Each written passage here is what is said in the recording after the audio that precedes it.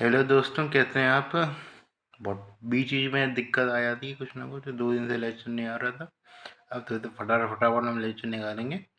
आज हम जो के तरीके से जो ओंकोलॉजी वाला सेक्शन है उसको कंटिन्यू करेंगे। काफ़ी सारे जो सर्जरी में हमने ओंकोलॉजी पढ़ाई थी काफ़ी सारी हद तक, क्योंकि मैं बता चुका हूँ कि ये सारे जितने भी कैंसर वगैरह हैं उनको हम एक अलग अपने में सेपरेट सेक्शन रहेगा, उसमें हम पढ़ेंगे। चाहे सर्जरी का हो या गायनेकोलॉजी का हो, इन दोनों सब्जेक्ट के रहते हैं मेन। तो ऐसे तो इनको हम क्या उसमें ही पढ़ेंगे पर्टिकुलरली। ईएनटी वगैरह क्यों नहीं पढ़ेंगे? ईएनटी कैंसर वगैरह अलग से सब गिराया था, उसमें भी कैंसर आ जाते हैं।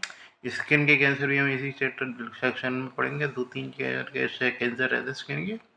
ये मेडिसिन में हम कैसे पढ़ते नहीं है, तो ये तो इसमें सेक्शन है वो चलेगा। पर्टिकुलर ड्रग्स वगैरह की बात, जो फार्माकोलॉजी पैथोलॉजी वाली बातचीत भी हम इसी सेक्शन में करेंगे। मतलब जो यूनिट है हमारी ऑन्कोलॉजी वाली, उसमें हम करेंगे। ये तो आज हम बात करने वाले हैं, वो बात करने वाले सर्वाइकल कैंसर के बारे में। गायनेकोलॉजी वाले कैंसर चलेंगे हमारे 2-3 दिन। तो पहला जो टॉपिक रहने वाला सर्वाइकल कैंसर। तो सर्वाइकल कैंसर के बारे में क्या पता नहीं है? सर्वाइकल कैंसर के बारे में सबसे पहला वो पता नहीं है सर्वाइकल इंटरएपिथेलियम न्यूप्लाज्म, क्योंकि वो भी एक तरीके से प्री स्टेज होती है, उसके बारे में आपको थोड़ा बहुत पता होना चाहिए। एक तरीके से प्री मैलिग्नेंट लीजन माना जाता है ये। इसमें क्या क्या हो सकते हैं एक तरीके से? या तो स्क्वेमस सेल से अराइज हो सकता है, या फिर क्या हो सकता है ये ग्रैंडुलर एपिथेलियम से अराइज हो सकता है ये। इसमें जो मोस्ट कॉमन कॉज जो माना जाता है वो माना जाता है ह्यूमन पेपिलोमा वायरस ये। तो ह्यूमन पेपिलोमा वायरस के बारे में बातचीत करूँ तो ये एक तरीके से डीएचडीएनए वायरस होता है, जो कि क्या करता है एक तरीके से बाइंड कर देता है और एक तरीके से मैलिग्नेंट ट्रांसफॉर्मेशन कर देता है हकीकत में, किसका एक तरीके से सेल इसमें इसने अटैक किया है ये। काफ़ी सारे कैंसर और भी कर सकते हैं। वेजाइनल कैंसर हुआ आपका, ये वल्वल कैंसर हुआ, एनल कैंसर हुआ, पेनल कैंसर हुआ, ये सारे के सारे ये कर सकता है। इसकी आपको वेराइटी बात करके जाए तो टोटल हम मेनली 4 वेराइटी पढ़ते हैं। ये HPV 16, 18 और 6 और 11। 6 और 11 जो होते हैं एक तरीके से वो बिनाइन लीजन करते हैं, जैसे कॉन्डाइलोमा अक्यूमिनेटा वाले। 16 और 18 की खास बात होती है कि ये मैलिग्नेंट लीजन कर सकते हैं, क्योंकि इसके लिए हाई रिस्क है, तो इसलिए हम उसको इन्वेजिव कार्सिनोमा की कैटेगरी में डाल सकते हैं। 16 और 18 पे आपको वेरिएंट देखने को मिल रहा है टेस्टिंग के नाम पे ये। इसमें क्या जो होता है सबसे पहले क्या करता है, ये मेन जो चीज़ क्या करता है डिस्प्लेजिया कर देता है, जो हकीकत में चेंज के नाम पे मैलिग्नेंट ट्रांसफॉर्मेशन क्या होता है सबसे पहले डिस्प्लेजिया होता है सेल का, जो एपिथेलियम सेल का डिस्प्लेजिया कर देता है। इसमें तरीके से सर्वाइकल इंटर एपिथेलियम न्यूप्लाज्म को 3 कैटेगरी में डिवाइड कर सकते हैं। इसमें एक तरीके से ये चीज़ होगा टाइप 1 में क्या होगा एक तरीके से जो है CAIN 1 में इसमें क्या होता है लो रिस्क वाली कैटेगरी आ जाती है इसमें। और इसमें जो थिकनेस जो होती है वो काफ़ी कम इन्वॉल्व होती है, इसमें less than 1%, less than 1/3 thickness involve होती है। 2 में जो होता है हमारे 1/3 से 2/3 तक इन्वॉल्व होती है। और इसमें CIN 3 में तो 2 पूरी थिकनेस इन्वॉल्व हो जाती है। 2 और 3 में जो रहते हैं हमारे हाई ग्रेड वाले रीजन होते हैं, और जो उसमें एक तरीके से 1 होता है उसमें लो ग्रेड वाले रीजन रहते हैं। जैसे 2 और 3 को ज़्यादातर हम एक जगह मिक्स ही पढ़ते हैं ये कहाँ पे आपको ये सेल वगैरह देखने को मिलेंगी? ज़्यादातर आपको देखने को मिलेंगी पेप स्मीयर में। पेप स्मीयर कराएंगे उसमें आपको ये सेल देखने को मिलेंगी, डिस्प्लास्टिक सेल ये। प्रिवेंशन के बारे में बात करूँ, फटाफट खत्म कर दें। प्रिवेंशन का जो रहता है सिस्टम, इसमें एक तरीके से वैक्सीनेशन रहती है। कौन सी वैक्सीन देते हैं हम एक तरीके से? या तो बाइवेलेंट वैक्सीन देते हैं, बाइवेलेंट 16-18 देंगे, क्वाड्रिवेलेंट में आता है तो 6 और 11 और जोड़ दिए जाते हैं। कितनी रहती है डोज? 0.5 ml इसकी डोज रहेगी। IM देते हैं इसको। ये 2 to 8 डिग्री सेल्सियस पे रखा जाता है इसके बारे में ये। इसमें जो किसको देंगे प्राइमरीली, ये देंगे हम एक तरीके से 9 से लेकर 14 साल तक की एज ग्रुप में देते हैं। डोज देंगे और 6 मंथ अपार्ट में। यदि कुछ छूट गया मान के चला 14 किस साल के बाद ही आया, ठीक है, मैं 9 से 14 में दे दी, तब हम उसको 3 डोज देंगे 14 से 26 साल तक। 0 मतलब एक तरीके से तो उसी समय दे देंगे, 1 या 2 महीने बाद देंगे और 6 महीने बाद देंगे वैक्सीनेशन ये चीज़। तो इस प्रकार हमारा सिस्टम चलता है। वैक्सीनेशन वगैरह के बारे में कोई खास पूछता नहीं है। मेन जो आपको याद रखना है वो याद रखना है, इसके लिए हमारा जो साइटोलॉजिकल इन्वेस्टिगेशन करते हैं, स्क्रीनिंग वगैरह जो होती है उसके बारे में याद करना है। तो स्क्रीनिंग के बारे में बातचीत करके चले तो 3-4 प्रकार की स्क्रीनिंग आती है। मेन हमारी होती है मेन पेप स्मीयर, वो हम यूज करते हैं तरीके से। उसके बाद हम क्या शुरू करते हैं HPV DNA टेस्ट। ये तो हमारे प्राइमरी ये स्क्रीनिंग टेस्ट रहते हैं। उसके अलावा क्या रहता है हमारा विजुअल एक्सप्रेशन। विजुअल इंस्पेक्शन में हम एसिटिक एसिड से भी कर सकते हैं और ल्यूटिक्स आयोडीन से भी कर सकते हैं ये। इन टेस्टिंग के बारे में बताने का ये मेन उद्देश्य है इसका। तो पेप स्मीयर के बारे में बातचीत करें तो उसमें एक तरीके से 2 प्रकार के मेथड होते हैं, एक कन्वेंशनल मेथड होता है, एक लिक्विड वेस्ट मेथड होता है। कन्वेंशनल मेथड में जो होता है कि इसमें स्लाइड बनाते हैं, उसके तरीके से ये चीज़ होती है जिसमें हम क्या कहते हैं एथेनॉल यूज़ करते हैं फिक्सेटिव के रूप में। देखिए लिक्विड वेस्ट मेथड में हम इस तरीके से मेथेनॉल यूज़ करते हैं, जिसमें एक तरीके से सैंपल जो होता है थोड़ा ज़्यादा बड़ा हो जाता है, मतलब कि जो स्लाइड होती है वो ड्राई नहीं होती, उसमें बस ये चीज़ याद रखना है। इसलिए जो लिक्विड वेस्ट मेथड जो होता है उसमें वो HPV DNA टेस्टिंग के लिए भी हम यूज़ कर सकते हैं, जो लिक्विड वेस्ट मेथड हमने बनाया था। ये चीज़ तो उसकी बात है। इसमें आपको क्या फाइंडिंग मिलेगी, तो फाइंडिंग के नाम पे हम जो यूज़ करते हैं वो होता है best data scoring system use करते हैं।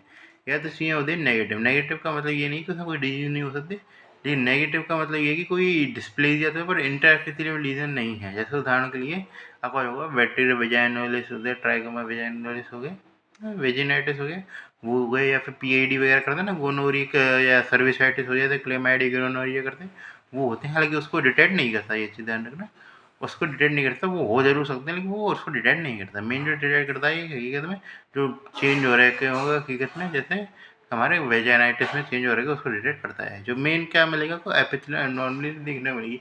एपिथेलियल एनवायरनमेंट सबसे लोअर लेवल पर जो इस तरीके से हमको मिल सकते हैं, जो CIN1 में कट गए थे, वो क्या होते हैं अकस, याद रखते हैं अस्कस, ASCUS। अस्कस होता है atypical squamous cell of undefined significance. ये और फिर तीसरी उसके अलावा कौन सी होती है बच्ची कुची में, बाकी बच्ची कुची में आते हैं low grade squamous intraepithelial, high grade squamous intraepithelial, low grade भी इसी में आया था मन में। तो low grade squamous intraepithelial, high grade squamous intraepithelial lesion, और उसके अलावा ग्लैंडुलर में आ जाती है इस तरीके से। हाँ ACH8 भी आ जाती है, एक typical squamous cell with high grade lesion. High grade आ गया अपने आप में ये। फिर होती है एक तरीके से ग्रैंडुलर सेल में आते हैं, एटिपिकल के ग्रैंडुलर सेल हो गई, और कार्सिनोमा इन सिटू वो तो फिर प्रॉपर डायग्नोसिस ही बनी है। इसमें जो आपको देखने को मिल सकती है वो कॉइलोसाइट देखने को मिल सकती है, जिसमें पर्टिकुलर होल है, कोई नहीं पूछता इसके बारे में ये। उसके अलावा क्या इन्वेस्टिगेशन कर सकते हैं हम, विजुअल इंस्पेक्शन कर सकते हैं। विजुअल इंस्पेक्शन के नाम पे क्या रहेगा, हम एसिटिक एसिड देंगे, जितना 5% एसिटिक एसिड यूज़ किया जाता है। और उसमें क्या क्या खासियत होती है 5% एसिटिक एसिड से, जो होती है डिस्प्लास्टिक सेल जो होती हैं हकीकत में, वो उसको क्या कहती हैं, उसमें न्यूक्लियर मटेरियल जो होता है वो बहुत ज़्यादा होता है, जिसके कारण क्या होता है वो डिस्प्लास्टिक सेल जो एसिटिक एसिड होता है न्यूक्लियर मटेरियल को डिस्ट्रॉय करती है, जिसके कारण क्या होता है एंटोन वाइट होती है। याद है ना, एंटोन वाइट आपको मटेरियल देखने को मिलेगा, तो वाइट वाइट पैचेस से आपको देखने को मिलेगा, यदि कोई लीजन है। यदि नहीं है तो पिंक से आपको सर्विस देखने को मिलेगी, जो नॉर्मल किसी मिलती है। यदि आपको वाइट अपीयरेंस देखने को मिल रही है तो इसका मतलब वहाँ पे डिस्प्ले दिया है। अब वो कैंसर में बना है कि नहीं बना है अभी हमें नहीं पता, लेकिन डिस्प्ले दिया प्रेजेंट है उसमें। जो दूसरा टेस्ट हो सकता है वो होता है विजुअल इंस्पेक्शन लिक्विडो आयोडीन। लिक्विडो आयोडीन में क्या खासियत रहती है कि हकीकत में ये जो है नॉर्मल न्यूट्रिशन मटेरियल होता है, मतलब ग्लाइकोजन रिच मटेरियल होता है, जो जिसके कारण क्या होता है जो नॉर्मल सेल जो होती हैं हकीकत में वो तो इसको ग्रहण कर लेती हैं, लेकिन क्या है कि वो जो होती हैं जो हमारी डिस्प्लास्टिक है वो उसको स्टे नहीं करती, जिसमें एक तरीके से उल्टा आ जाता है। इस तरीके से उसमें लिक्विड आयोडीन में नॉर्मल सेल कर रही है वो नहीं कर रहे, उसमें एक तरीके से स्टेट वाली सेल कर रही है लेकिन वो नॉर्मल नहीं कर पा रही है। इसमें एक तरीके स्क्रीनिंग के बाद एक जो होता है, एक और तीसरा जो टेस्ट आता है वो HPV DNA टेस्टिंग होता है, प्राइमरी टेस्ट में यूज़ किया जाता है। तो HPV DNA टेस्टिंग के बारे में ऐसे करके चलें तो हकीकत में या तो उसमें ट्रायल्स में डाल देते पॉजिटिव आ गया, या फिर सीधे ट्रीटमेंट के रूप में भेज सकते हैं ये। दूसरे टेस्ट होता है, एक और जो टेस्ट आता है वो आता है हमारा कोल्पोस्कोपी। कोल्पोस्कोपी क्या होता है हमारा, कोल्पोस्कोपी में क्या करते हैं एक तरीके से हम जैसे एंटोन वाइट लीजन जो होता है वो ऊपर से बाहर से दिख रहे हैं, वो ढंग से काफ़ी बार नहीं दिख पाते हैं। तो इसमें क्या है हम एक तरीके से फोकसिंग मेथड हम यूज़ करते हैं, जिसमें कई तरीके बायनोकुलर माइक्रोस्कोप यूज़ करते हैं, जिसमें 3x फोकसिंग है तो 30 सेंटीमीटर की 30x फोकस किया जाता है, 30 सेंटीमीटर की दूरी पे किया जाता है। इसमें ये चीज़ ध्यान रखना, कभी इन सब चीज़ों में करोगे ना एंडो सर्विस नहीं दिखेगी, को एक्टो सर्विस ही दिखने को मिलेगी ये। इसमें आपको क्या करना होता है, क्या प्रोटोकॉल होता है, इसमें आपको एक तरीके से आइडेंटिफाई करना होता है एक तरीके से कि कोई एंटोनमाइड वगैरह लीजन नहीं है, जैसे मॉरिसस पैटर्न देखने को मिलता है इस तरीके से मोस्टिक लाइक पैटर्न वेसल्स का। ठीक है, तो हमने एक तरीके से वो किया, हमने नॉर्मल जो एंटो क्या कहते हैं एसिडिक एसिड से स्टेन करके वो सब कर लिया हमने। तो उसमें क्या है इस तरीके से उसमें जो मेन चीज़ करनी जाती है वो क्या करते हैं इस तरीके से हम बायोप्सी करते हैं उसकी बंच बायोप्सी, तो इसलिए इसका क्या ट्रीटमेंट के रूप में भी हुआ है। तो मान लीजिए थोड़ी बहुत उसी जगह डिस्प्लेजिया हो रखा है, तो हमने जो था उसको निकाल दिया, इस तरीके से तो ट्रीटमेंट के रूप में भी यूज हो गया एक तरीके से कोल्पोस्कोपी, और बायोप्सी के रूप में भी तरीके से डेफिनेटिव डायग्नोसिस बनाने के भी ये भी यूज हो गया। क्योंकि हर बार हो सकता है कि हम एक तरीके से सैंपल के नाम में नॉर्मल सेल का सैंपल भी ले लें, इसमें हम एक तरीके से बिल्कुल परफेक्ट जो एक तरीके से डिस्प्लेजिया हो रखा है उसका सेल का ही सैंपल लेंगे। ठीक है, तो ये तरीके से ज़्यादा इफेक्टिव यदि हिस्टोपैथी का डायलॉजी से इससे ज़्यादा बढ़िया भी नहीं पेप्सिमीर की तुलना में। ठीक है, जब पंचबायोप्सी यूज़ किया जाए इस तरीके से लीजन को ग्रेड किया जाता है कौन कौन सा तरीके से होता है, जाते जा लेना ट्रांजिशनल जोन होता है उसी से हम इस तरीके से लेंगे। इससे तो ये चीज़ पता लग रही है जो एंटोन वाइट हुआ ये हुआ, इसे एटो सर्विस को ही देख सकते हैं, एंडो सर्विस को नहीं देख सकते। एंडो सर्विस को देखने के लिए क्या यूज़ करते थे, एंडो सर्विस को देखने के लिए एंडो सर्वाइकल क्यूरेटा यूज़ किया जाता है। ये कब इसका इंडिकेशन माना जाता है, ये बिल्कुल नहीं दिख रही, हमें पता है कि कुछ ना कुछ लीजन है, लेकिन अब बाहर तो कोई लीजन है ही नहीं, तो बाहर से लीजन नहीं है तो हम इस तरीके से पहचान नहीं सकते कि कौन सी ग्रेड का है कि नहीं है। इसलिए क्योंकि फर्स्ट ग्रेड के हिसाब से हमने ट्रीटमेंट होता है, जब बाहर से कुछ नहीं दिख रहा है तो हम को कुछ भी डायग्नोसिस बनाना है तो अंदर का ही देख के उन्हें बना सकते हैं ना, तब हम इस तरीके इसको करते हैं। वरना होने को तो ज़्यादा यूजुअली मिक्स होता है, लेकिन मिक्स होता है तो हम क्या सारा जो बाहर का जो ऐसा होता है एक्टो सर्विस का, उसके आधार पर हम देख के डायग्नोसिस बना लेते हैं। तो इस तरीके से तीसरी इन्वेस्टिगेशन आ जाती है एंडो सर्वाइकल क्यूरेटा, हकीकत में ये चीज़ इसमें ये चीज़ आना ट्रांजिशन जोन विजिबल नहीं हो तभी इस तरीके से इंडिकेशन रहता है। इसलिए तो अब ये इसकी इन्वेस्टिगेशन कब करते हैं बताऊँ तो मैं, तो इस तरीके से जो 24 यदि कोई यूनिवर्सल बात किया जाए तो जो यदि सोर्सिंग यदि गुड है, मतलब इसी में सुविधा उपलब्ध है, 25 साल के बाद से स्टार्ट करते हैं स्क्रीनिंग, और यदि नहीं है तो हम के में 30 साल के बाद तो स्क्रीनिंग स्टार्ट करनी होती है। ये स्क्रीनिंग क्या क्या करते हैं, स्क्रीनिंग के नाम पे हम जो मैंने बताया था प्राइमरी 2 टेस्ट होते हैं हमारे, तो HPV टेस्टिंग होती है और एक होती है हमारे पैसपीयर, ये दोनों टेस्ट करते हैं। HPV टेस्टिंग की बात करके चलें तो हमारे एक तरीके से वो हर 5 से 10 साल के बीच में होती रहती है, जो कि साइटोलॉजी करते हैं हम इस तरीके से एवरी 3 ईयर, और विजुअल एक्सप्रेशन भी कर सकते हैं हम लगभग 3 साल से 4 साल के 5 साल के बीच में कर सकते हैं एवरी। ये यदि इसमें ये चीज़ ध्यान रखें, यदि HIV पॉजिटिविटी की हिस्ट्री है तो हमको हर एक साल में बाद रिपीट करनी पड़ेगी। ये चीज़ याद रखना, यदि वो थोड़ी सी पॉजिटिविटी है उसकी तो हमें थोड़ा सा जल्दी रिपीट करना पड़ेगा इस तरीके से स्क्रीनिंग को।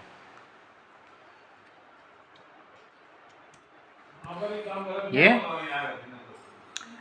अब मान के चलो अब स्क्रीन को कब स्टॉप करेंगे, तो स्टॉप करेंगे हम 65 साल की उम्र तक, क्योंकि जब तक उसमें क्या होगा कि तरीके से विद इन जो 10 ईयर है उसमें कोई भी एक तरीके से नहीं आया है, मतलब कोई भी सारी टेस्ट ही नेगेटिव आ रही है बार बार करने का मतलब, तो 65 साल तक करते हैं हकीकत में ये चीज़। या फिर क्या होगा हिस्टेक्टमी वगैरह की जा चुकी हो, कोई भी मतलब पहले ही है में यूट्रस ही काट के निकाल दे तो फिर बचना क्या करने के लिए, इसलिए इसलिए उसमें हम स्किनी टेस्ट नहीं करेंगे पर्टिकुलरली, ये बात है। एज जरूर याद रखना 65 ईयर है, हालांकि मेन जो उसकी संभावना रहती है वो रहती है हमारे मेन ग्रुप रहता है 30 से 50 ईयर्स का रहता है, लेकिन फ्री में 65 साल तक करते ही है यदि सुविधा है उपलब्ध तो। ये क्योंकि ये तरीके से काफ़ी इसके कुछ खास अंदाजे वाले ट्रीटमेंट रहते हैं, कुछ खास इसका ट्रीटमेंट है नहीं ये, तो इसलिए इसकी इन्वेस्टिगेशन लगातार करती रहनी चाहिए। ये तो इस तरीके से प्रोटोकॉल क्या रहता है इस तरीके से मैं वो बताऊँ, तो यदि प्राइमरी टेस्टिंग के नाम पे करते हैं तो 30 साल के हो गए तो प्राइमरी टेस्ट करें हमने 2 टेस्ट करते हैं, पेप्समीयर करते हैं, उसके अलावा HPV टेस्टिंग करते हैं। ये मानिए चलो पेप्समीयर नेगेटिव आ गया तो मैं बताया उसको रिपीट करेंगे 3-3.5 साल में।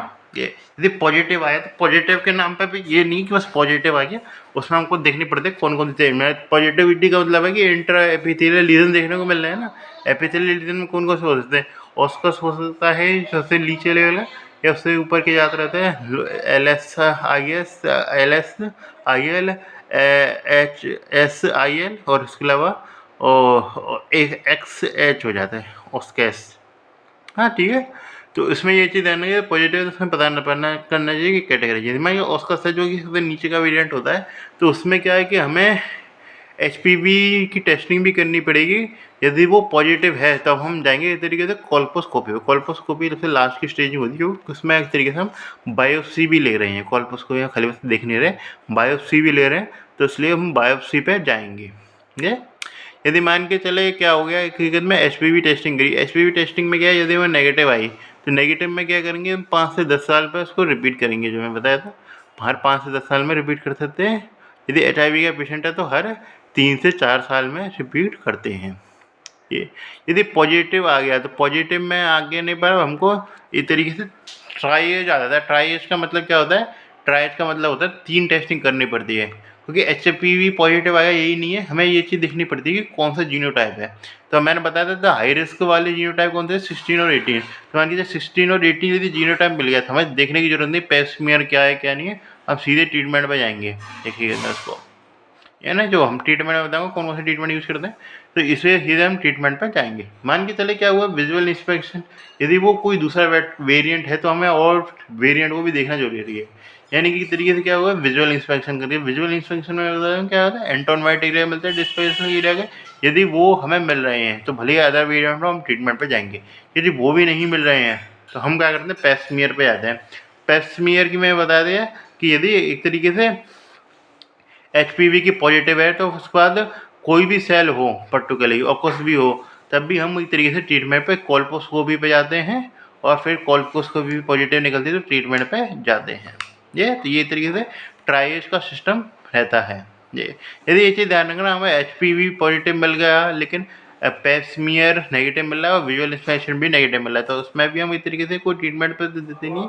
लेकिन इसमें ये चीज़ ध्यान रखना, उसमें हम 2 साल पे एक तरीके से थोड़े फ्रिक्वेंटली हम एक तरीके से एचपीवी टेस्टिंग करेंगे, और यदि भी एचआईवी का पेशेंट है तो और भी ज़्यादा फ्रिक्वेंटली करेंगे। ये तो सब मेन जो मैंने थोड़ा के जनरल पॉपुलेशन का ड्यूरेशन बता रखे उसके लिए ही ज़्यादातर पूछा जाता है, और वही आपको याद रखने की जरूरत नहीं है। एंडो सर्वाइवल रेट आज मैं बताता हूँ, नॉर्मली नहीं करते, हकीकत में कुछ इंडिकेशन होता है तभी इसकी इस तरीके से टेस्टिंग की जाती है। ये तो हमने बातचीत कर ली, तो इससे क्या रहता है, तो हमको इस तरीके से ट्रीटमेंट के नाम पे जब भी हम कर रहे होते हैं, इसको इस तरीके से 2 कैटेगरी में बांटा जाता है। लो वाले इस तरीके से लो स्क्वैमस इंट्राएपिथेलियल लीजन। तो ठीक है, हम ट्रीटमेंट प्रोटोकॉल पे आ जाए। ट्रीटमेंट प्रोटोकॉल में बता देते इसको 2 कैटेगरी में बात कर सकते हैं। 2 कैटेगरी में कैसे, इसको CIN एक कैटेगरी हुई CIN-1, जिसमें होता है low grade squamous intraepithelial legion हुआ, और ऑकस वगैरह हुआ है कि जिसमें ऑकस क्या होता है, फिर दोबारा बताता हूँ। ऑकस होता है इस तरीके से atypical squamous cell with undermine significance. ASC H की बताया था, एटिपिकल स्क्वैमस सेल, दोनों में याद रखना, ASC से याद रखना एटिपिकल स्क्वैमस सेल। फिर आता है US से आ जाता है अंडरमाइन सिग्निफिकेंस, H से आ जाता है हाई ग्रेड लीजन, ये। और फिर LSIS और LHI low grade high grade intraepithelial squamous lesion, ये याद रखने की जरूरत है, और कुछ याद रखने की जरूरत नहीं है। हाँ, तो इसमें क्या होता है, यदि इस तरीके से लो ग्रेड एपिथेलियल लीजन है तो उसका एक तरीके से SCIN-1 होता है, और हाई ग्रेड एपिथेलियल लीजन होता है तो इसलिए CIN-2 और 3 आते हैं। 2 और 3 वाले केस में इस तरीके से ट्रीटमेंट का प्रोटोकॉल अलग रहता है, और 1 वाले केस में इस तरीके से ट्रीटमेंट का प्रोटोकॉल अलग रहता है। ये अब क्या ट्रीटमेंट का प्रोटोकॉल रहता है ये बात करके चलूँ, तो यदि CIN-1 हो रखा है किसी को, ये तो CIN-1 है तो उसमें क्या करेंगे हम,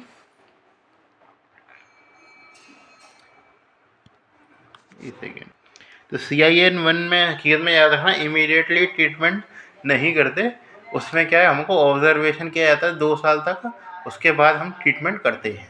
ये लेकिन CIN जो होता है इसके लिए 2 और 3, उसमें एक तरीके का हाई ग्रेड लीजन होता है तो इमीडिएटली उसका ट्रीटमेंट किया जाता है।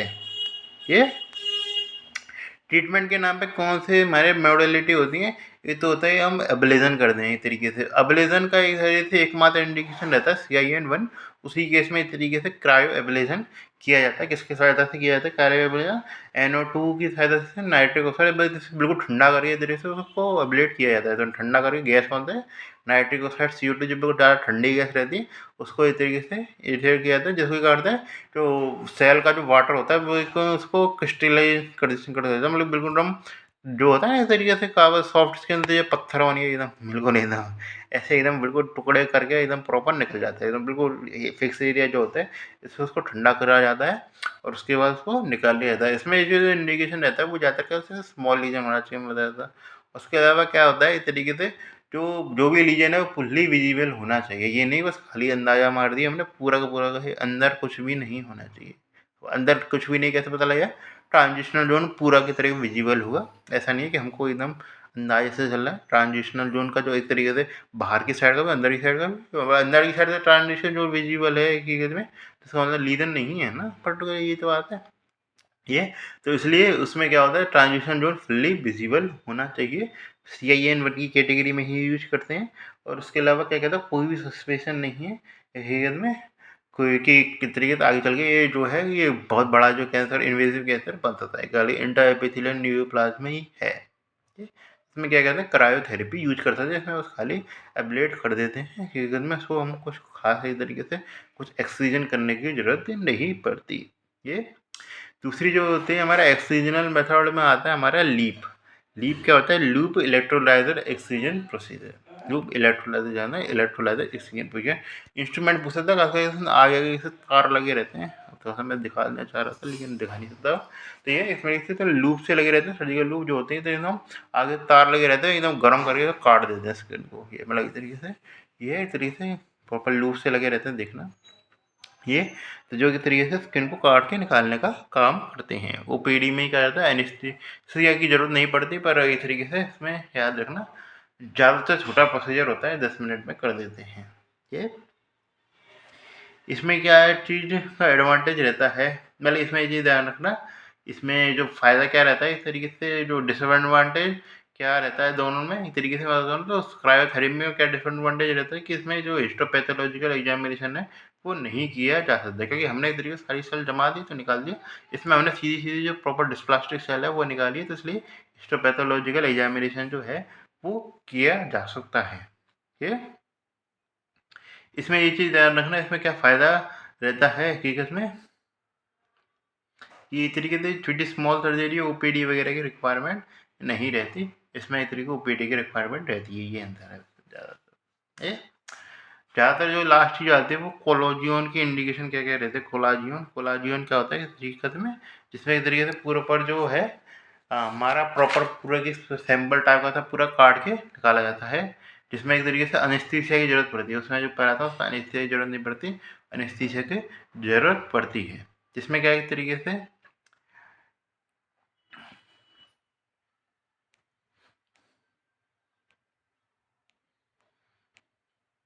ये कब करते हैं, इंडिकेशन पता होना चाहिए कि डिस्क्रिपेंसी है, साइटोलॉजिकल इन्वेस्टिगेशन किया, कोल्पोस्कोपी किया, कोल्पोस्कोपी के हम बायोप्सी करते हैं, उसमें एक तरीके से डिस्क्रिपेंसी आ रही है, यानी कि एक तरीके से कुछ ना कुछ दिक्कत ज़रूर है। हमने पेप स्मीयर पे जो बनाई थी, हमने हल्की फुल्की तेल दी थी, उसमें एक तरीके से ज़्यादा है। इसमें याद रखना 2 और 3 वाला केस है, उसमें करेंगे उसी में हो सकता है। और एडिनो कार्सिनोमा एक तरीके सस्पेक्ट है, तो इस तरीके से प्रॉपर हिस्सा को काट के निकाला जाता है। ये नहीं है कि खाली बस जो है एकदम छोटे छोटे छेद कर प्रॉपर काट के निकाल रहे हैं। ये अभी कैसे करता है मुझे भी नहीं पता प्रोसेस कोलाजियन की।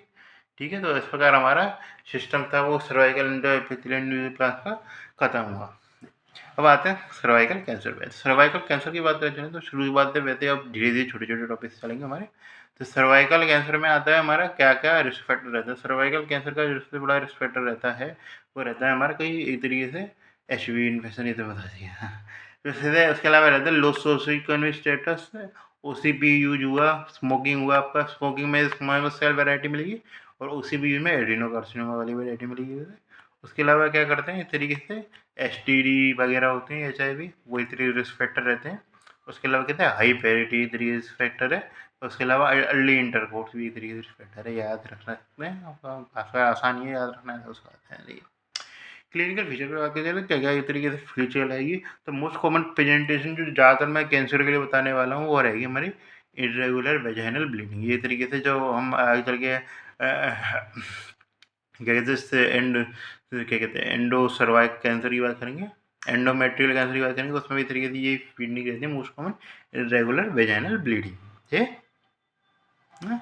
इसमें इसमें क्या चीज़ रहती है तरीके से, और क्या रहता है मोस्ट स्पेसिफिक फाइंडिंग जो आपसे पूछ सकता है, वो मोस्ट स्पेसिफिक फाइंडिंग रहती है, वो आती है पोस्ट कोइटल ब्लीडिंग। मतलब किस तरीके से आपने सेक्स किया उसके बाद इस तरीके से पोस्ट कोइटल ब्लीडिंग हुई है तरीके से।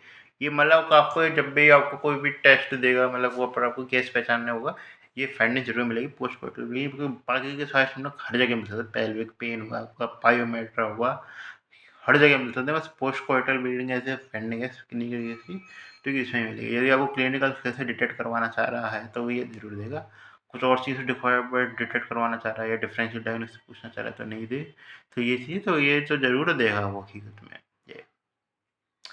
और क्या-क्या हो सकते हैं इस तरीके से। सबसे पहले आता हूँ पैथोलॉजी की बात करते हैं तो हिस्टोलॉजी में, तो इसमें एक तरीके से 2 एक तो फिजिकल एग्जामिनेशन करेंगे पर फिजिकल एग्जाम कई प्रेजेंटेशन फिजिकल एग्जामिनेशन भी करेंगे। इसमें क्या था, कोई ग्रोथ निकलती हुई दिखेगी इस तरीके से बाहर, इस तरीके से एक्सपर्ट को ग्रोथ देखने को मिलेंगी। जो ये क्या होगा इस तरीके से आप खाली बस टच करेंगे उसी पे ही ब्लीड करने लग जाएगी।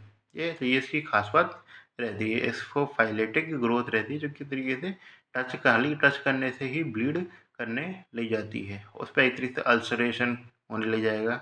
उसके अलावा क्या कहते हैं, सीरोपुरलेंट डिस्चार्ज देखने को मिलता है ये। और इसमें क्या चीज़ देखने को मिलेगी हकीकत में, और कुछ देखने को नहीं मिलेगा, ये ध्यान रखना। इसमें आपको जो याद रखनी है पैथोलॉजी के नाम पे कि क्या इस तरीके से कौन सी सेल की वैरायटी में स्क्वेमस सेल वैरायटी होती है वो ज़्यादा कॉमन रहती है और किससे संग एसोसिएट होती है, 16 के संग एसोसिएट जाती है, ये ध्यान है ना। और यदि एडिनोकार्सिनोमा सेकंड वैरायटी होती है किसमें 18 से एसोसिएट रहेगी। ये चीज़ ध्यान रखना। जो सबसे मोस्ट कॉमन स्क्वेमस सेल पहले कौन आ रहा है, 16 आ रहा है, ऐसे याद रख सकते हैं आप चाहे तो ये। और मतलब क्या आता है 18 में आता है एडिनोकार्सिनोमा की वैरायटी देखने को मिलेगी। स्प्रेड के नाम पर कौन सा स्प्रेड होता है, इसमें लिम्फेटिक स्प्रेड होता है, इतनी मोस्ट कॉमन। उसके बाद होता है डिस्टिंक्ट हेमेटोजेनस स्प्रेड होता है। ये तरीके से मिलते हैं। कौन कौन से लिम्फ नोड होते हैं, paraaortic pelvic lymph node, obturator lymph node और एस्टिल पहले लिम्फ नोड तो एक स्टेजिंग में आ जाते हैं तो वो तो इन्वॉल्व होते हैं। उसके अलावा इंटरनल लिम्फ नोड हुए, ऑब्टूरेटर लिम्फ नोड हुए हमारे, ये यूटेराइन और एक्सटर्नल ऐसे याद रखना स्केग्रल के ये तरीके से इन्वॉल्व रहते हैं। फिर आते हैं स्टेजिंग की। कैंसर में सबसे बड़ी चीज़ होती है स्टेजिंग, सबसे पहले याद रखने की। तो स्टेज 1 क्या होती है कि में यदि वो कैसे लिमिटेड है हमारे एक तरीके से सर्विस तक ही लिमिटेड है। तो स्टेज 1 की भी एक तरीके से वैरायटी आती है। स्टेज 1 में भी ए वैरायटी होती है जिसमें माइक्रो इन्वेजिव का मतलब उसमें बहुत ही ज़्यादा कम सर्विस को इन्वॉल्व हो रहा है। सर्विस में इन्वॉल्व हो रही है, खाली सर्विस तो इन्वॉल्व करिए बहुत ही कम इन्वॉल्व की, यानी कि इस तरीके से लेस देन कितना हो गया आपका, इस तरीके से 3 मिलीमीटर है ये। तो 1 है माइक्रो इन्वेजिव। उसमें क्या हुआ है 1 मतलब इस तरीके से 1 में काफ़ी कम इन्वॉल्व करा है। उसकी भी एक तरीके से 3 वैरायटी है जैसे सब वैरायटी। 1A में लेस देन 3 मिलीमीटर इन्वॉल्व करा है। 1-2 में A2 में कितना इन्वॉल्व करा है 3 से 5 मिलीमीटर, और 3 में कितना इन्वॉल्व करा है A3 में 5 मिलीमीटर से ज़्यादा, मतलब जो ए और A2 आते हैं ज़्यादा। एक में उसने इन्वॉल्व करा है लेस देन 3 मिलीमीटर और एक में 3 से 5 मिलीमीटर तक ही इन्वॉल्व करा है। बी में क्या वैरायटी आ जाती है 1B में, 1B में वैरायटी आती है यदि वो मैक्रो इन्वेजिव है, यानी कि तरीके से सर्विस तो इन्वॉल्व करी है, खाली सर्विस इन्वॉल्व वन है स्टेज। उसमें भी क्या होगा 1B में उसने हकीकत में 5 मिलीमीटर से ज़्यादा एलवेरिया इन्वॉल्व करा है। 5 मिलीमीटर से ज़्यादा इतना भी हो सकता है। इसमें बात की जाए तो 1A1 में क्या होगा, इस तरीके से 2 मिलीमीटर 2 सेंटीमीटर से कम इन्वॉल्व करा है। B2 में क्या होगा 2 से 4 मिलीमीटर तक ही इन्वॉल्व करा है। और B3 क्योंकि इसमें एक तरीके से और जो अलग आ जाती है तो 4 सेंटीमीटर से ज़्यादा इस तरीके से इन्वॉल्व कर लिया है, तो इस तरीके से वो आ जाती है हमारी इस तरीके से B3 वाली स्टेजिंग। ठीक है। अब इसके अलावा और स्टेजिंग की बात कर जाए तो वो आती है हमारी कैसे 2 वाली स्टेजिंग। जो सेकंड में आ जाते क्या आता है, उसने एक तरीके से वेजाइना को इन्वॉल्व कर रखा है उसमें। तो 2A में आ जाती है अपर 2/3 ऑफ वेजाइना इन्वॉल्व है, और नीचे में आते हैं पायोमेट्रा इन्वॉल्व मिल के तरीके से। पैरामेट्रियम इन्वॉल्व है लेकिन वो उसने लेटरल वॉल तक को इन्वेट नहीं किया है। 3 वाली स्टेजिंग अब इससे रिलेट करके आ सकते हैं, उसने 2/3 को इन्वॉल्व करा था अपर 2/3। अब आप लोअर 1/3 को इन्वॉल्व कर सकते हैं वेजाइना के, तो हमने लोअर 1/3 को इन्वॉल्व कर दिए। पैरामेट्रियम को आपने इन्वॉल्व करा बी स्टेजिंग में, लेकिन इस बार आपने क्या किया, इस बार आपने उसको लेटरल वॉल जो थी उसको भी इन्वॉल्व कर लिया। ये चीज़ पर आ सकता है।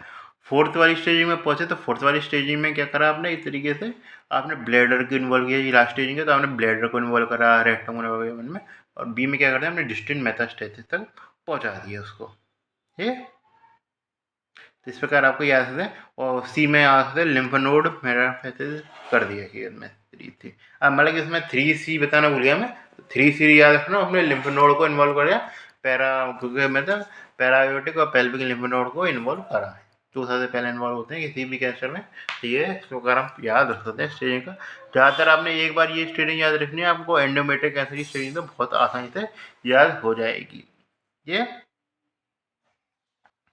इसमें जो आपको याद रख सकते हैं, यदि ये कैंसर एडवांस स्टेज पे गया, क्या क्या चीज़ें डेवलप आ सकती हैं, फ्लैंक पेन होते हैं, लिम्फेडीमा डेवलप हो जाता है, में हेमेचूरिया डेवलप हो जाता है, यदि आसपास के एरिया में रेक्टल ब्लीडिंग डेवलप हो सकती है। ये इसमें ये चीज़ याद रखना, यदि हाइड्रोनेफ्रोसिस बोल रहा है तो वो ग्रेड 3 तक तो पहुँच ही गया, ये लगा रहा ग्रेड 3B तक तो पहुँच ही गया। Most common cause of death कहा जाता है, इसमें क्या जाता है, हमें uterine obstruction renal failure develop most common cause of death कहा जाता है यदि ये कैंसर एडवांस हो गया है तो। ये तो इसलिए थोड़ी कुछ वन लाइनर है, याद रख सकते हैं। डायग्नोसिस कैसे बनाएंगे, तो डायग्नोसिस के बारे में मैं बता चुका हूँ सारी चीज़ें, तो उसको बार बार हम रिपीट नहीं करेंगे। है डायग्नोसिस बना लिए। अब आते हैं इस तरीके से ट्रीटमेंट प्रोटोकॉल पे। ट्रीटमेंट प्रोटोकॉल पे क्या होता है हकीकत में, आपको पहले आपको ट्रीटमेंट प्लान बनाते हैं, उसमें क्या होता है हम सारी चीज़ें टेस्टिंग करेंगे। कौन कौन सी टेस्टिंग करेंगे, प्री ट्रीटमेंट CBC करेंगे, LFT करेंगे, RFT करेंगे, उसके अलावा यूरिनी एनालिसिस करेंगे, पेट स्कैन करेंगे, ये सारे हुआ उसमें भी लिख सकते हैं। चेस्ट टेस्ट करेंगे, चेस्ट टेस्ट करेंगे, इसमें लंग कैसे बता सकते हैं, डिस्टेंस टेस्ट में ये CT एब्डोमेन करेंगे कि एब्डोमेन वगैरह में कोई लीजन तो नहीं है, कोई लिम्फ नोड का स्टेटस देखने के लिए एब्डोमेन पेल्विस की वगैरह। MRI करते हैं हम स्टेंट की तरीके से, प्रॉपर जो स्टेजिंग है वो MRI की मदद से बनाई जाती है, तो कि स्टेंट कहाँ तक इस तरीके से डी स्टेंट करेंगे, तो MRI करते हैं। ये चीज़ FDG पेट स्कैन भी कर देते हैं। ट्रीटमेंट के नाम पे इस तरीके से दो चीज़ें रहती है, इसमें मेडिकल मेडिसिन नहीं आता, इसमें जो आती रहती है सर्जरी रहती है या रेडियोथेरेपी होती है। एक और जो करते हैं हम इस तरीके से कीमो रेडिएशन यूज़ करते हैं, क्योंकि कीमोथेरेपी देते हैं जिस कारण रेडिएशन के लिए ज़्यादा सेंसिटिव हो जाती है। ये इसमें जो प्राइमरी थेरेपी क्या जानी जाएगी, ज़्यादा ईजी जो हम कर सकते हैं वो मानी जाएगी सर्जरी को, क्योंकि रेडियोथेरेपी के नुकसान रहते हैं। ये तो इस तरीके से फाइब्रोसिस वगैरह होने की संभावना रहती है, तो लॉन्ग टर्म में इस तरीके फाइब्रोसिस डेवलप हो जाएगा, और हकीकत में जो सर्वाइस की लेंथ है शॉर्ट हो जाएगी और इनफर्टिलिटी डेवलप हो जाएगी। और उसके अलावा क्या कहते हैं, ओवेरियन डिस्फंक्शन करता है वो। ये इसलिए हमें ज़्यादातर ये जिसको इस तरीके से बिल्कुल इच्छा नहीं है पर्टिकुलर बच्चा लेने की, तभी हम इस तरीके से रेडियोथेरेपी कर सकते हैं, आगे हम नहीं कर सकते हैं। ये चीज़ इसमें जो मोडेलिटी होगी सर्जरी में वो उसी टाइम होगी, वरना वैसे तो नहीं ही होती है। ये चीज़ तो अब बात करते हैं ट्रीटमेंट प्रोटोकॉल में क्या क्या करते हैं, ये बात करता हूँ मैं। ट्रीटमेंट प्रोटोकॉल जो रहता है वो रहता है, यदि हमारी स्टेज है कौन सी, A1 है स्टेजिंग, मतलब फर्स्ट स्टेजिंग मतलब A1 थी, जिसमें एक तरीके से कोई लेस देन 3 मिलीमीटर जो हमारा एरिया वो इन्वॉल्व है, और उसके संग क्या हुआ, कोई भी लिम्फोवेस्कुलर इन्वॉल्वमेंट नहीं है, तो हम क्या कर सकते हैं, तो यदि फैमिली कंप्लीट नहीं है तो हमें बताया कोलाजियन जो था, मैंने इस तरीके से कोलोस्कोप से इसे कोलाजियन इस तरीके से ट्रीटमेंट का ऑप्शन रहता है इन्वेजिव कैंसर में, वो इसी प्रकार के में रहता है कि वो कोलाजियन हम इस तरीके से ट्रीटमेंट प्रोटोकॉल के रूप में यूज कर सकते हैं। या यदि नहीं है इन्वॉल्व तो कोलाजियन तो कर सकते हैं, बाकी सिंपल हिस्टेक्टमी भी कर सकते हैं। सिंपल हिस्टेक्टमी का बताऊँ तो उसमें क्या निकालते हैं, हिस्टेक्टमी की टाइप बताऊँगा मैं। सिंपल हिस्टेक्टमी में क्या था, यूट्रस और सर्विस को निकाला जाता है। फैमिली कंप्लीट है, यूट्रस की क्या जरूरत है ना, ये सर्विस को तो निकालेंगे ही। तो ये तो एक तरीके से फैमिली यदि कंप्लीट है सिंपल हिस्टेक्टमी यूज़ कर सकते हैं। यदि इससे ऊपर पहुँच गया स्टेजिंग, यानी कि इस तरीके से हमारी आगे स्टेजिंग के नाम पर 1A आ गई स्टेजिंग, जैसे बात कर चल रहा हूँ,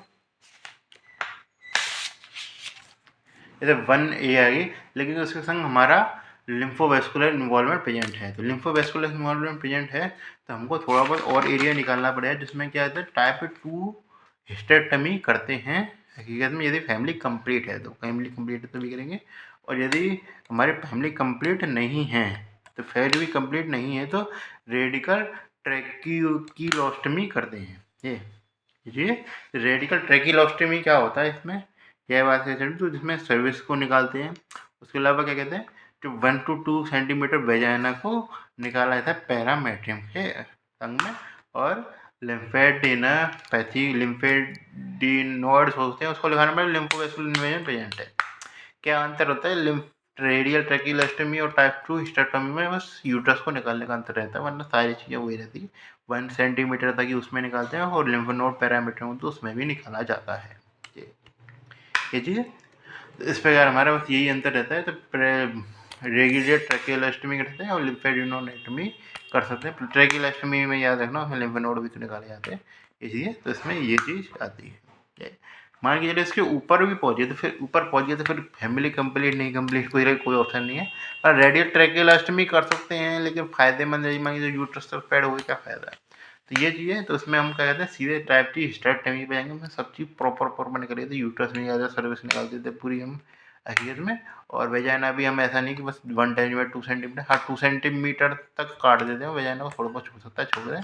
2 सेंटीमीटर तक काट पूरा छोड़ देता है। जितने भी लिगामेंट हुआ, यूट्राइन आर्टरी हुई, सारी इतनी सप्लाई को हटा दिया जाता है। ये चीज़ें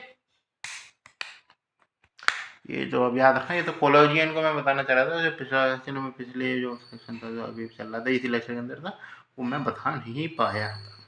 ये अब इसमें क्या याद कर सकते हैं, इसमें यह चीज़ याद रखना, जो पहली स्टेज है उसमें लिम्फ नोड डिसेक्शन नहीं करेंगे, जो मैं बताया कि लिम्फोवास्कुलर इन्वॉल्वमेंट में। बाकी सारी स्टेज में हम लिम्फो नोड डिसेक्शन कर जरूर करेंगे। ठीक है, तो ये बात आई भाई सर्जरी की। रेडियोथेरेपी की बात करके चले, तो रेडियोथेरेपी में जो आती हैं वो आती है हमारी इस तरीके से, जिसमें याद रखना डिवाइडिंग सेल जो होती हैं वो सबसे सेंसिटिव रहती है। इसलिए इसमें याद है कीमो रेडिएशन के नाम पे जो सेंसिटाइजेशन करने का काम करते हैं वो कीमो रेडिएशन होता है। इसमें क्या यूज़ करते हैं, हम सिस्प्लेटिन यूज करते हैं। तो इसमें रेडियोथेरेपी के नाम पे हकीकत में क्या क्या चीज़ें हो सकती हैं। तो रेडियोथेरेपी के नाम पे 3 चीज़ें होती हैं एक तरीके से। या तो हमारा बाहर से तरीके रेडियोथेरेपी दे रहे हैं, तो बाहर से क्या यूज़ होता है, एक्सटर्नल बीम रेडियोथेरेपी यूज़ कर देते हैं। में सोर्स तो है वो बाहर से काफ़ी कोवाड सिस्टम यूज़ किया जाता है।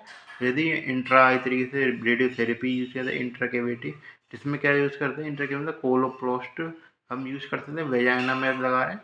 और टेंडम यदि हम यूट्रस के अंदर तरीके से फोर्स को इम्प्लांट कर रहे हैं, जैसे कोलोपोस्ट टेंडम याद रखना, कोलोपोस्ट मतलब वेजाइना के अंदर लगा रहे हैं और टेंडम क्या है यूट्रस के अंदर लगा रहे हैं। तो ये तरीके से इसके 2 टाइप होते हैं इंट्रा कैविटी के बारे में।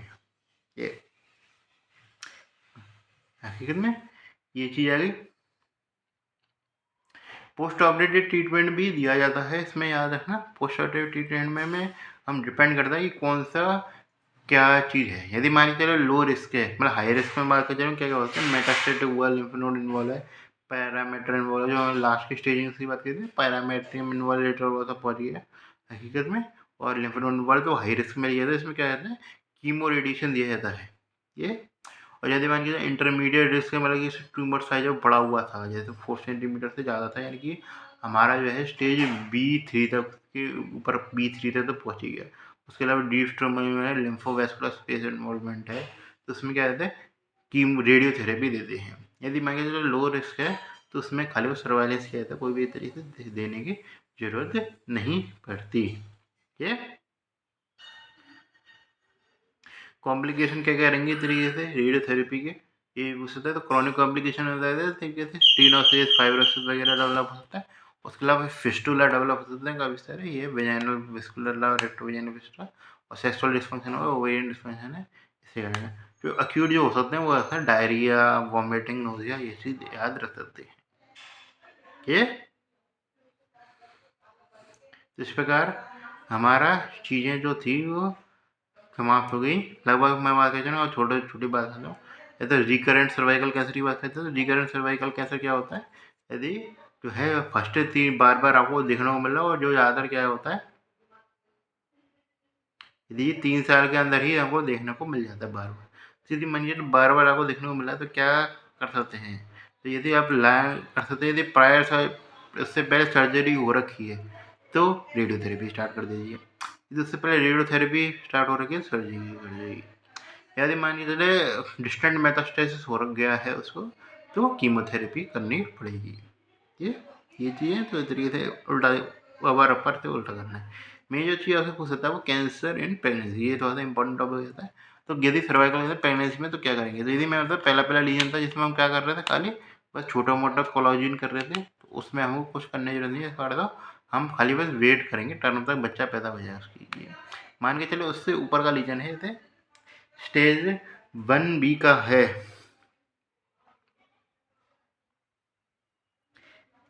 मैंने कि जैसे 1B वाली स्टेजिंग पे आई, तो यदि वो 16 वीक्स से मतलब ये बहुत ज़्यादा अर्ली टर्म का है, तो हम ट्रीटमेंट कर सकते हैं। यदि वो 20 हफ्ते के बाद बनाए, तो ट्रीटमेंट का ऑप्शन का कुछ फ़ायदा नहीं रहता है, तो हम थोड़ा सा डिलेड करा सकते हैं। उससे ऊपर में 3 से 4 है, तब हम नहीं देखेंगे कि बच्चा कितने साल का है, कितने का नहीं है। हम क्या करेंगे, तरीके से सीजेरियन सेक्शन करेंगे तो बच्चा निकालेंगे। ये चीज़ डिपेंड करता है यदि सीजेरियन सेक्शन बच्चा निकालने का मतलब क्या है, जब बच्चा जिंदा हो, तो भी मतलब है ना।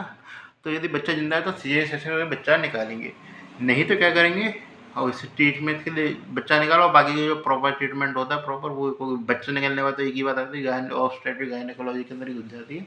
मान के चलो यदि वो बच्चा मर गया वहीं पे ही, तो हम क्या कर सकते हैं, एक्सटर्नल बीम रेडियोथेरेपी देंगे, क्योंकि एक्सटर्नल बीम रेडियोथेरेपी से क्या होता है, इसमें ट्रीटमेंट भी होता है और बच्चे का अबॉर्शन भी हो जाता है। जिससे काम 2 सर ज़बरदस्ती नहीं लगेगी, 2-3 दिन ऑपरेशन करने का, एक बार रेडियोथेरेपी करी, काम खत्म। ये तरीके से हमारा प्रोटोकॉल हुआ। बहुत टाइम बाद मैंने लेक्चर बनाया है, ठीक है। आई होप जो खासकर बेसिक चीज़ें था वो समझ में आई होंगी। हालांकि सारे एक्सपर्ट मेरे फन कवर करना मुश्किल रहता है मेरे वजह, ठीक है।